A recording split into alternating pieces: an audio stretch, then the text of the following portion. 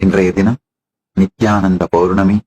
36 ஆண்டுகளுக்கு முன்பு இதே நன்னாளில் 1989 வைகாசி மாதம் விசாக நட்சத்திரம் பௌர்ணமி திதியோடு கூடிய நன்னாளில் மாலை நேரத்தில் திருவண்ணாமலையில் பவழக்குன்றில் அமர்ந்து எனக்குள் என் மூலத்தை ஆழ்ந்து தேடிக்கொண்டிருக்கும் பொழுது பரமசிவ பரம்பொருள் தன்னையே வெளிப்படுத்தி என்னை அவருக்குள் ஈர்த்துக் கொண்டு தான் தானாய் விளங்கி பரமாத்வைதத்தை வெளிப்படுத்தின நன்னாள், பரமாத்வைதத்தை வெளிப்படுத்திய திருநாள்.